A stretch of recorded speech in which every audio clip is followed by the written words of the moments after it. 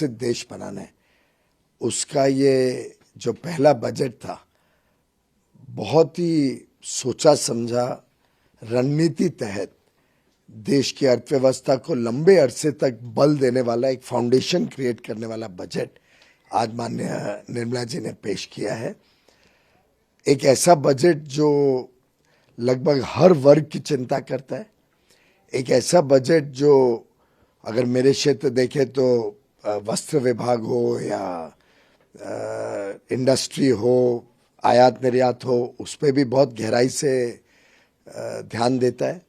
प्रधानमंत्री गरीब कल्याण अन्न योजना के लिए पर्याप्त मात्रा में धनराशि उपलब्ध कराता है कि हम सभी 80 करोड़ लोगों को मुफ्त में अनाज दे पाए। और इसी प्रकार से हर क्षेत्र में, डिफेंस में रिकॉर्ड बजट है, इंफ्रास्ट्रक्चर स्पेंडिंग गत 4 वर्षों में 3 गुना कर दी गई है।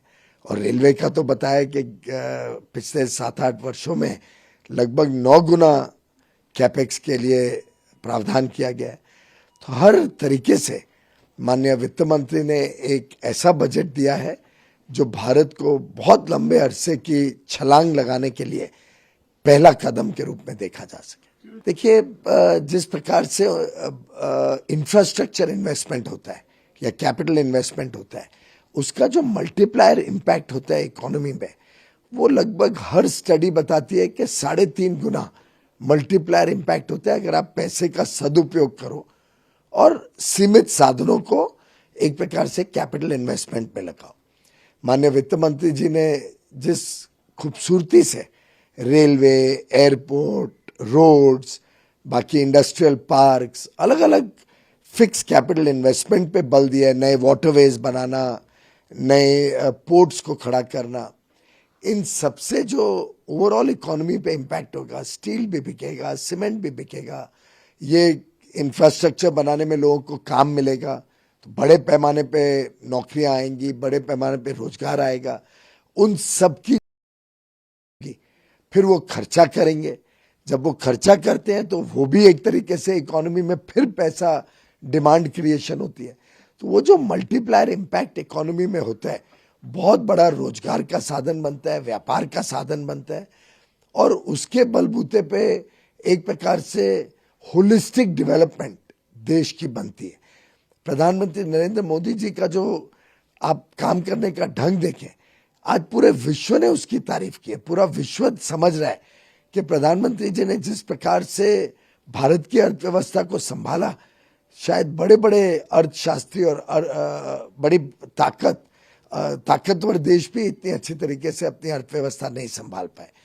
माननीय वित्त मंत्री जी ने प्रधानमंत्री नरेंद्र मोदी जी की सोच को जमीन पे उतारा है और बड़े पैमाने पे, चाहे वो स्टार्टअप की दुनिया हो, नए उद्योजक हो, चाहे पीएलआई स्कीम्स के माध्यम से जैसे मैन्युफैक्चरिंग और इंडस्ट्री को सहयोग देने की बात हो, निर्यात को प्रोत्साहन देने की बात हो, वस्त्र विभाग के माध्यम से जो हमारे देश भर में हस्तकरघा हैं, कारीगर हैं, उनको प्रोत्साहन देने की बात हो, विश्वकर्मा योजना से देश के अलग अलग फैले हुए क्षेत्रों में और युवा युवतियों को नए जो अपने हाथ के हुनर से काम करते हैं उनको प्रोत्साहन देने की बात हो।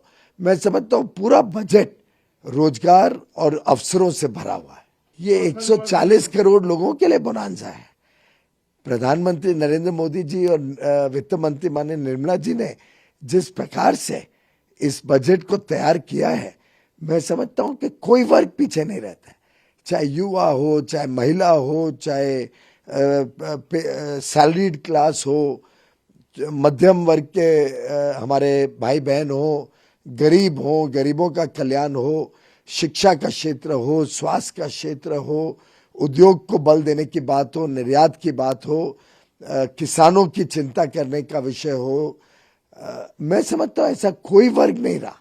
हमारे कामगार हो जो इंडस्ट्री में काम करते हैं, ऐसा कोई वर्ग नहीं है आज जो इस बजट से प्रभावित अच्छे तरीके से पॉजिटिव वे में नहीं होता है। This is a budget which will touch 140 crore Indians, will impact their lives for a better future and prepare India to enter into Amrit Kal with great confidence as a country which is working to a plan, which is working to make India really a nation where everybody grows as the economy grows.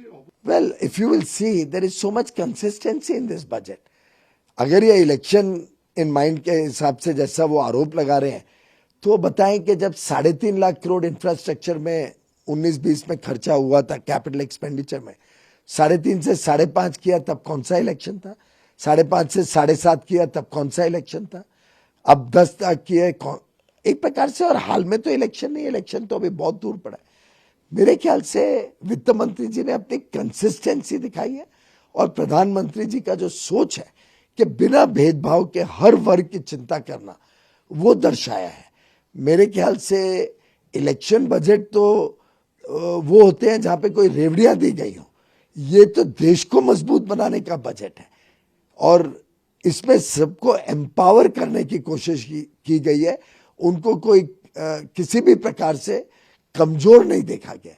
प्रधानमंत्री नरेंद्र मोदी जी 140 करोड़ लोगों के हुनर को एक प्रकार से नया अवसरों से भरना चाहते हैं और ये बजट एक प्रकार से देश को तैयार कर रहा है एक उज्जवल भविष्य के लिए। मैं समझता हूं इसमें ऐसा कोई विषय नहीं है जो उसकी तरफ इशारा करता हो। इतना हाई टैक्स अगर आप रेट बहुत ज्यादा होता है तो उसका भी एक डिसएडवांटेज है कि इन्वेस्टेबल सरप्लस जो जाके उद्योग में लगे, जो जाके नए इंफ्रास्ट्रक्चर में लगे, जो कैपिटल बने नए व्यापार के लिए, वो कम हो जाता है। उतना नया इन्वेस्टमेंट, प्राइवेट इन्वेस्टमेंट कमजोर हो जाता है। तो मैं समझता हूं कि 43% से 39% की जो राहत दी गई है वो एक प्रकार से रिकग्नाइज करती है कि हर एक का योगदान है। जब हम देश निर्माण की बात करते हैं तो हर एक का योगदान है और हर एक की चिंता की गई है। मेरे लिए अगर इस बजट में देखें तो सबसे अधिक अगर किसकी चिंता की गई है तो हमारे मध्यम वर्ग और गरीबों की है। सबसे ज्यादा चिंता की गई है तो कैसे हम स्वास्थ्य सेवाओं से सबको युक्त करें, कैसे हम युवाओं को अवसरों से भर दें, नए अवसर उनके लिए पैदा करें, कैसे इंफ्रास्ट्रक्चर ऐसा बने कि हर व्यक्ति 140 करोड़ लोग जब वो रेलवे स्टेशन इस्तेमाल करें या हवाई अड्डे पे जाएं या आयात निर्यात में जुड़े, सभी को अवसर मिलना चाहिए। तो जब मैं 140 करोड़ लोग कहता हूं तो उसमें छोटा बड़ा सभी शामिल हो जाते और सबकी चिंता की गई है। Clearly the benefits that have come out of this budget have been widely recognized and hailed by every section of society. Infrastructure experts, industry experts, importers and exporters, the educationists, people associated with the health sector, almost every sector has widely acclaimed this budget as a very balanced budget. It's a step in the right direction for fiscal consolidation also. Therefore, economists are happy with this budget. Since the focus is on infrastructure, people recognize that this is preparing the nation for the long run, and therefore growth will be a natural outcome of this budget. But the beauty of this budget is it will lead to inclusive growth, not just growth. It will lead to sustainable growth given the focus on green energy. And therefore I can say with full confidence, the whole world today recognizes India as the fastest growing large economy.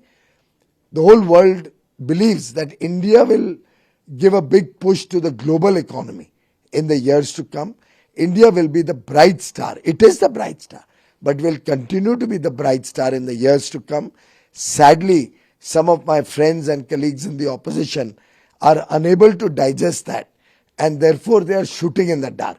They are making the typical standard comments, little realizing that the world and the people are smarter. ये जनता है जो सब समझती है, जानती है, और इसीलिए प्रधानमंत्री नरेंद्र मोदी जी पे उनका अटूट और अटल विश्वास है। एक बड़ा इंटरेस्टिंग वर्ड मेंशन किया, रेवड़ी। Do you see no revdis in this? Well, I see empowerment. I see लोगों को तैयार किया गया है कि वो आगे चल के कैसे इस देश के अच्छे नागरिक भी बने और कैसे आगे चल के इस देश की बढ़ती हुई अर्थव्यवस्था में, इस देश के विकास में योगदान दे सके। जब एक गरीब को घर मिलता है तो एम्पावर होता है, उसका परिवार एम्पावर होता है। जब और आपने देखा कि 67% आवास योजना में, प्रधानमंत्री आवास योजना में आउटले को बढ़ाया गया। ये एक प्रकार से सशक्तिकरण का एक बड़ा अच्छा कदम है। जिस प्रकार से स्वास्थ्य सेवाएं दी जा रही हैं वो लोगों को बीमारियों से बचाता है और देश की विकास की यात्रा में अपना योगदान देने के लिए प्रोत्साहित करता है। जब हमारे भाई बहनों को अच्छी शिक्षा मिलती है, उनका कौशल विकास होता है, विश्वकर्मा योजना से एक प्रकार से हमारे युवा युवतियों को आगे एक अच्छे नागरिक और अपने खुद की कमाई का साधन के लिए तैयार किया जा रहा है।